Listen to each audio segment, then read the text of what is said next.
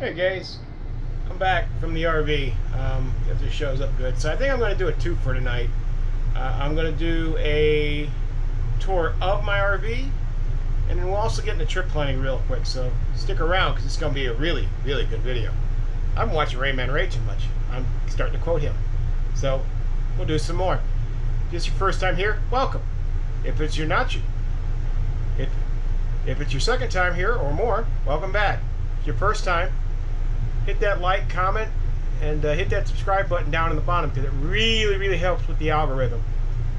I am currently, I don't know, 6-ish weeks from leaving on my bike trip, and I am like 3 full months, I think, something like that.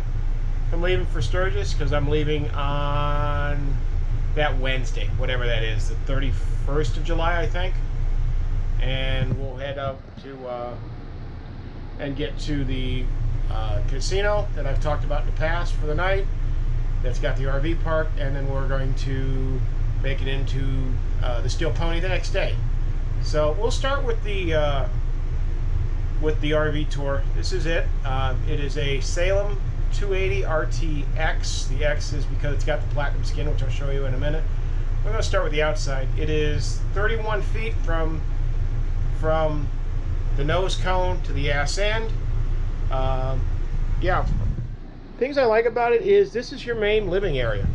You don't have to do the RV yoga, which is kind of nice. It is a single slide out Schwintek slide. We got a TV, electric fireplace, which is nice because last year at Sturgis my heat didn't work, so that was nice to have that because it was cold in Sturgis last year. 3-burner stove. The microwave, unfortunately, is just a microwave. It does have a broiling element, but it is not a true oven. Single sink, water, decent amount of cabinets. I mean, I can fit pretty much what I need. You've also got storage in the slide, which I normally use that kind of as a pantry, so like coffee, sugar, things that don't need to be cooled, I can throw there. You've got pass-through storage there. This is actually a Murphy bed setup. I've got it set up as a couch. It folds down into a queen-size bed. The problem is it's kind of east-west oriented, so it's kind of tough to sleep 2 adults on it. It can be done, but it's not comfortable. That dinette converts into a sofa, so you can sleep 2 adults there if you want. That's the main living quarters. We've got a middle bath, step-up shower. Unfortunately, there are right now a lot of dead bugs, so I haven't gotten to that yet. Unfortunately, we got a Home Depot bucket toilet, which we're going to get replaced. Decent size vanity and whatnot. I put those hooks on there. And into the garage area, it's 11 foot. The only bad thing with it is the way this thing sets up. I put my cornhole boards down there in the front that closes that off, which is good because it moves it back and also keeps my chalk from moving, but you can't get back here with that set up. These fold down into either, you can have 2 single bunks, and you could actually put the table up between the bunks and use the backrests to kind of keep everybody separate so you're not having intimate encounters between 2 buddies. You also have 2 upper bunks, which for kids are probably fine, but with no safety nets or anything, I don't know if I trust it or not with the little kids. But that's pretty much what you need to know about the RV. The ramp is, I think it's 72 inches wide and it's 6 feet long. So you have a pretty severe angle, but it's not terrible.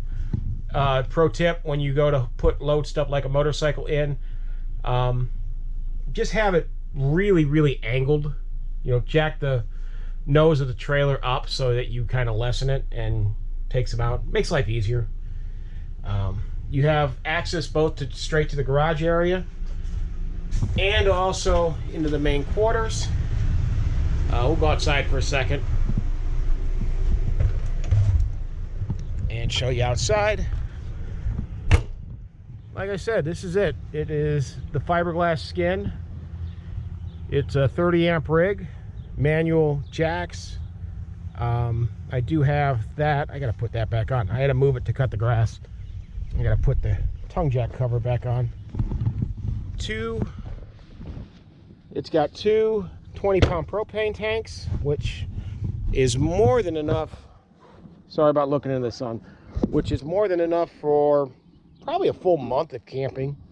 Like I said, Schwintek slide out, which is nice because all you really need to do is lubricate your seals. There is no other maintenance other than that. Pass-through storage, it's full pass-through. 30 amp rig. You got a sprayer and your water connections. It's two 3,500 pound Dexter axles with 14-inch tires, I want to say. I think they're 14s. D-rated. I'd like to find E's, but I can't find that size. There's your back ramp. And like I said, it's easy peasy, easy to road. It is equipped to have a rear camera. I just didn't because I don't feel it's necessary. And we're back to the other side. So give me a second, I'll get set back up and we will talk about give me a second, we'll get set back up and we will talk really quick about trip planning. All right, see you in a little bit. A few moments later. All right, back in the RV. So let's talk really quickly about if you're to pack, let's say, 6 bikes, 6, 8. Not a formal pack, just kind of a bunch of guys that are going to ride together. Have a road captain. I'm not saying you need to be official or anything like that, but have somebody that knows where you're going, knows how you're getting there, knows where you're going to be planning to stop at for gas and whatnot. That's the most important thing. Have somebody who is competent, knows that if you're pulling out to pass somebody, you need space to fit 8, 10, 12 bikes potentially. You're not just working on you. Because even if you're a bunch of singles that ride together, but you're going as part of a group, well, you're now a pack. So know how to ride in a pack. Bonus points are scored if you've got somebody who serves as your road captain who actually at least knows how to do it. I'd recommend practicing. So if you got a weekend where you guys can log in, let's say 250, 300 miles, do it. In my case, I mean, if I was going to ride in a group, I'd say, well, why don't we go to the Harley Museum, because it's about 90 miles, 110 miles or so each way. That's a nice test. That tells you, can you, assuming there's no traffic, it's, hour and a half, 2 hours tops. That tells you, well, can we do that kind of distance without stopping, or are we going to be in a group that we need to stop every hour? The road captain should be planning fuel stops. Know how far your range is. If you've got somebody on a 48, well, you're going to be stopping every 65, 75 miles because he's only got a 2-gallon tank. If you got a guy with it on a Sportster or a Softail that's only got a 3-gallon tank, same thing. Your range is going to be capped to around 100 miles max. If you're all on either big tank Softails or touring bikes, well, you can probably go 150, 175 miles, maybe even more than that. When it comes to planning, I would figure on single dresser, with or without a tour pack, you're probably going to be around 35, 37 miles to the gallon. With a tour pack, maybe 2 or 3 miles a gallon less. With a passenger, you might only be getting 30, especially if you have a tour pack and you're loaded down with all sorts of stuff. So just know, let's say you're on a full dresser with a 6-gallon tank. At 30 miles to the gallon, that means you're maxed out at 180 miles of planning range. And I would actually say you want to cut it so you're a quarter, 25% less than that. So if you're calculating at 180, I'd be planning on stopping for gas every 100 140, 150. Comms devices are good. So at the very least, as many as possible should be on a Senna or a Cardo. If you're looking to buy, you can find decent discounts if you get the dual packs, so it's not a bad way to do it. I'd recommend that the Road Captain tail gunner, and we'll talk about tail gunner in a second, are at least linked up. That way, should somebody have a breakdown, have to stop for some reason, at the very least, a tail gunner can go with that person and can help with whatever the situation is. You could also Bluetooth up to the road captain. Know, well, do we need to stop, or can we just keep going and you'll catch us up when we stop for lunch or whatever later, depending on what it is. Could be somebody just needs to use the bathroom. I'll throw a link to the MSF hand signals. They're a good idea. Things like, cop shaking a foot one way or the other if there's something in the road, speeding up, slowing down, going single file, I need gas, I need to go to the bathroom, whatever. I'll drop a link to that. They're good to know. The tail gunner generally should be your most not necessarily mechanically inclined, but should be able to know how to do basic road repairs, and should be able to have the tools to do them. So things that a tail gunner should have with him: tire plugs, a way to reinflate a tire should something happen, basic hand tools, a basic tool roll. By the way, everybody in the group should have at least some sort of a toolkit. A jump pack's not a bad idea. Yeah, stuff like that. I'm not saying you're going to be on the side of the road adjusting somebody's clutch, but it could happen. Zip ties and baling wire are always good to have, because you'll be surprised how much stuff you can kind of rig when it comes to that.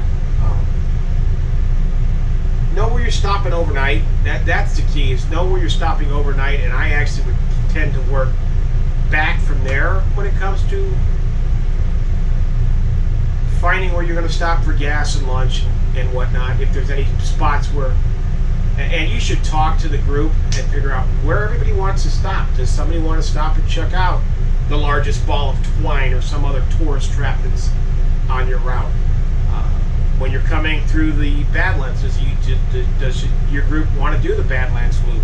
Do they want to stop at Wall Drug? Do they want to stop at Dignity, assuming it's open again and you can get over there? Who wants to see stuff like that? When it comes to trailering your bike, if you're going to do that, or you're riding, it doesn't matter. Either way, with the gas truck, things like Gas Buddy are probably going to be your best option to find where your cheaper fuel is. Just make sure you go in and set what kind of fuel you're looking for, be it regular, premium, or diesel. And Gas Buddy works pretty well with diesel. It's just, and I'll talk about another service that's called Trucker Buddy, or Trucker Path, excuse me, not Trucker Buddy. Trucker Buddy is a kind of pen pal type thing. Trucker Path that actually gives you a pretty good list of available truck stops. If you're just pulling a utility trailer, it's not a big deal. You can pretty much get in gas stations with it. But with something like this, that's my truck and trailer combined are probably 50 feet long, and just getting to a regular gas pump isn't the easiest thing in the world. So I normally like to use that. I'll take some screenshots of what it looks like. The other thing you can do is, it works a lot like Gas Buddy, where you can pull up where's the cheap spots to get fuel. Like, I'm going to leave here probably with a full tank of fuel. The plan will be probably the first fuel stop, and I've said this before, my range is about 2 to 2 1/4 before I need to stop and fill it with dead dinosaurs again. Because, I mean, I'm going to get 11-ish miles to the gallon pulling this truck, the camper. So, yeah, and with a 28-gallon tank, yet again, I try to not go much below 1/4 if I can help it. So that means I need to stop at about 200 miles, running about 20 gallons of fuel out.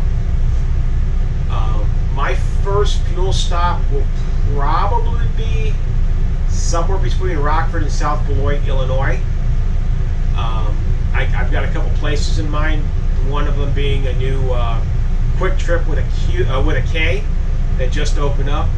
Nice thing with Quick Trip is this one's actually a truck stop, so they've got semi-diesel lanes. They've got full kitchen involved, so they got fresh sandwiches. They've actually got fried chicken, pizza by the slice. In addition, they're actually got a decent selection of groceries. So if you want to pick up some of their frozen take and bake pizzas, you want to pick up ground beef, they have vegetables, they have all sorts of stuff you wouldn't normally assume in a gas station, but they've got it. The next fuel up will probably be either somewhere between Tomah, Wisconsin and Winona, Minnesota, possibly as far as Rochester, but I don't know if I can make it all the way from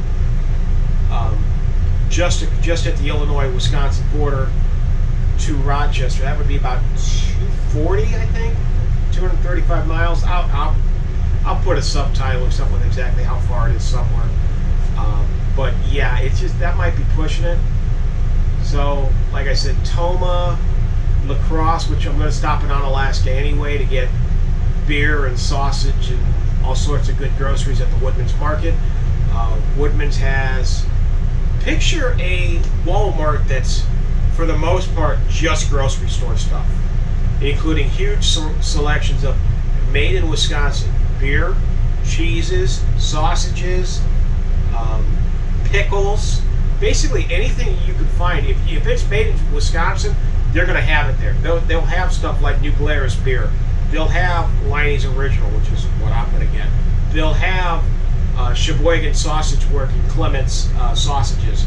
So if you want brats or Polish sausage, but yeah, I mean, it is a huge grocery store. Like, you're talking the size of a Walmart that's just groceries. They also have, some other stuff too, but yeah. Let's say I stop in La Crosse, the next fuel stop will probably be Laverne. And it'll be kind of the same plan as last year. We're going to make sure that we're at 3/4 to half a tank when we stop for the night in I think it's Larchmont is where that casino is, the Grand Falls Casino. They've got a 24-spot RV park that will accommodate up to, I was able to stay hooked, so 50-ish long vehicles. Any longer than that, yeah, you might have to disconnect, but I ain't that big a deal. So yeah, but they've got Class A's parked there. If you've got a utility trailer, that could be a stretch, but it's not out of the realm of possibility. Hooked to a big Class A. But yeah, it's actually not a bad spot. They've got decent restaurants.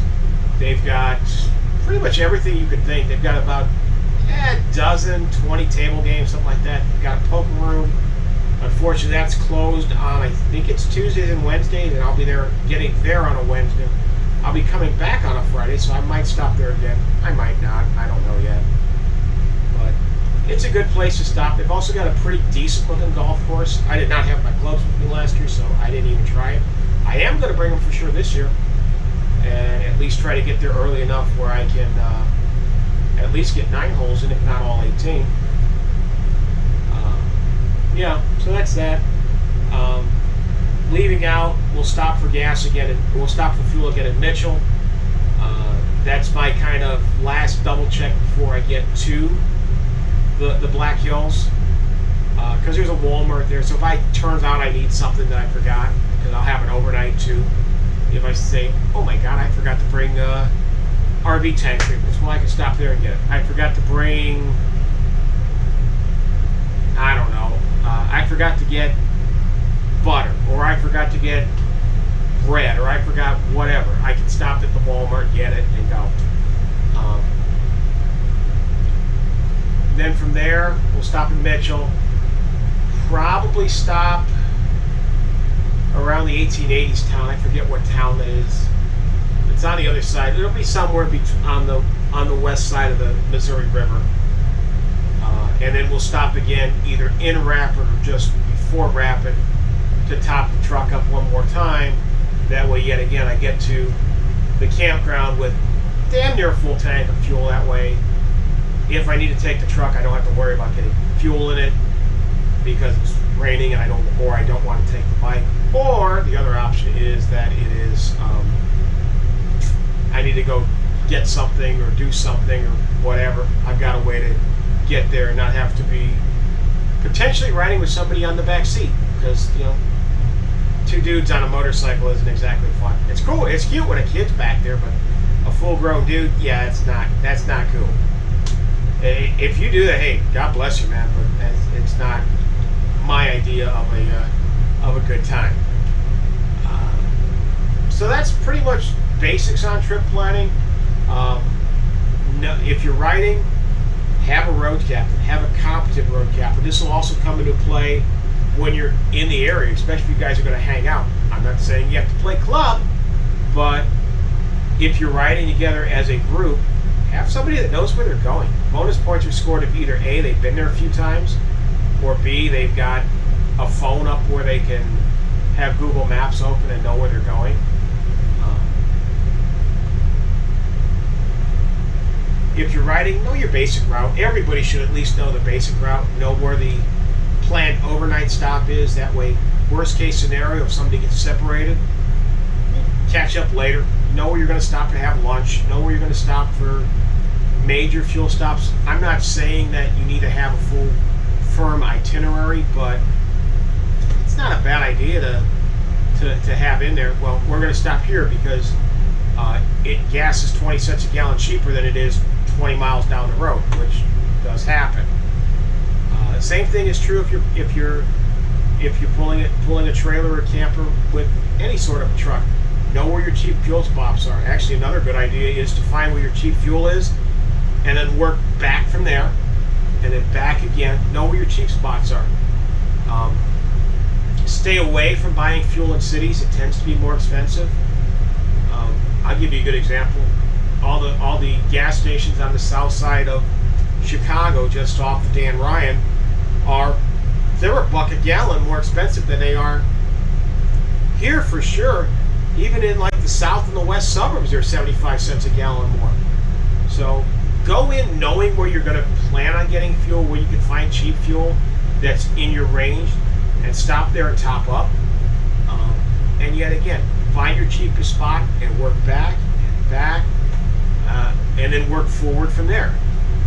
And if it turns out you need, let's say, you're 50 miles short from making it to this stop, well, find your cheap spot and put in enough gas, splash and go type situation. Put in, let's say you're riding, put in 3 gallons of gas or 2.5 gallons of gas or whatever, so you can get to that cheap spot. Might be an extra stop, but it'll save you a few bucks. And while on a bike, is it a big deal? No, because even at $7 a gallon, which I hope we don't get that high. Even on a 5-gallon fill-up, you're only saving what?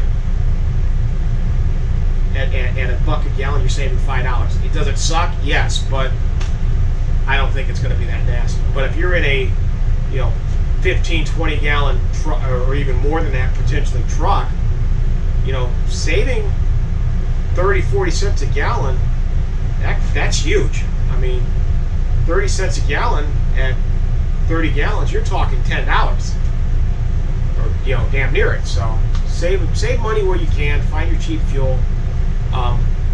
When it comes to the major truck stops, when it comes to diesel fuel, so by major truck stops I mean Love's, TA, Petro, Flying J, Pilot, the big 5. You're going to see the semi pumps rarely take credit cards, so you have to go in, prepay, then go out and pump. The other thing is, those semi pumps, they will not charge you the cheap price. It'll be somewhere between about 5 and 10 cents a gallon more if you're using a credit card. So either have cash. Most will charge you the cash price with a debit card, as long as you enter your PIN. know how much fuel your truck should take and prepay for that amount. So let's say, my truck is a 28-gallon tank. I'm in a quarter tank. I'm going to plan on needing 25 gallons of fuel at that point. It'll take less than that, and any extra will just get loaded back onto my card, but that way I don't have to say, well, fill it up and I'll come in later. Some will do that, some won't. Your smaller truck stops, like your Quick Trips, your Speedways, your mobile stations that have truck diesel pumps, if they're pay at the pump, a lot of times those do take personal cards, so you're good there. And you also normally don't get charged the jack-up price on for using a credit card. The problem with some of those is their fuel tends not to be quite as fresh as they will at the big truck stops, because a Pilot's going to be going through 7,000-10,000 gallons of fuel a day potentially, depending on where exactly it is.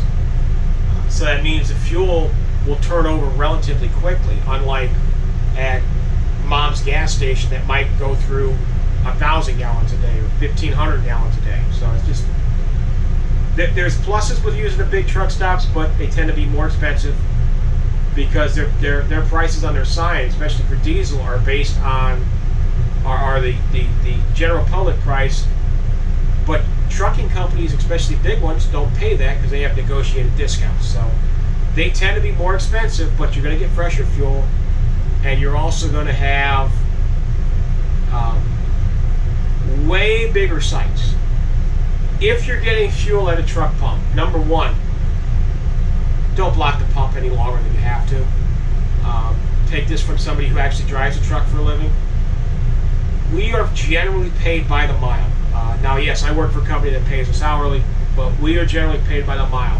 When the wheels aren't turning, we ain't making any money. So get your fuel, pull up to the pay line. You're going to run inside, get a coffee, use the bathroom, grab a quick sandwich, especially grab and go. If you're going to a fast food restaurant, if they've got a line, maybe skip it and just get something from the deli at the truck stop. Maybe just get a bag of jerky or some beef sticks or something like that. You shouldn't be at the pay line more than about 15 minutes, 20 minutes tops. Just long enough so the guy behind you can get his fuel, get any def, pull up as far as you can to the yellow line. That way, should the guy behind you have a refrigerated trailer that he needs to get fuel for, because those also run on diesel fuel, you should be able to pull up the 20-something feet he needs to get to the tank for that refrigerator unit. But yeah, just be courteous. Don't dilly-dally if you're at the pay line. If you're going to go in and sit down, park. After about 7 o'clock in the morning, you'll find plenty of spaces to park in at most truck stops, especially the big ones. You might find a pull-in. You may have to back up. The other thing is, a lot of truck stops have started putting in spots on their gas side, on their general public side, big enough to park an actual travel trailer, an actual RV, fifth wheel, whatever. So it'll be 40, 50 feet long conceivably that you can go in and park. Yet again, just don't block entrances and exits. Don't be that guy. But yeah, gas buddy for gas. It's okay for diesel, but if you're using a very long vehicle, like let's say over 25 feet long, 30 feet long, you don't want to trust it. At least go on to Google Maps and look at the satellite and make sure that it's not going to be a really tight turn where you're going to have to forget. Don't forget, if you're pulling a trailer, to swing wide because you're pulling a friggin' trailer. And know that trailer is going to cut further in to the radius of the turn as is your truck. So swing wide with your front axle, because everything's going to be further into the inside of that turn. If you're looking for truck stops, Trucker Path is going to be your best bet. They also have places on there where you can see and people who use it can report how much space there is. So if it says there's a lot of spaces, yeah, you'll probably be able to find a pull-through. If it says there's very few or none, yeah, you might be trying to back up somewhere, and if you're not comfortable in backing up a trailer, get some practice doing it now before you get to a situation where you have two, conceivably $150,000 semi-cabs alone that you might back into and not only mess up your stuff, but mess up their stuff too. And yeah, that's a wake-up call no driver likes, when they hear wake up to crunch because somebody just backed into them. But anyway, that's about all I got tonight. If I forgot anything you guys can think, drop it in the comments. Yet again, give me a like, give me a share, give me a sub. If you're going to Sturgis, it's coming up quick. I mean, April's gone. We're into May now. We'll be into Memorial Day. Will be here before you know it. Until next time, y'all be safe. You keep that shiny side up, keep that greasy side down, and we'll catch some of you guys in Sturgis in about 3 months. Later, guys.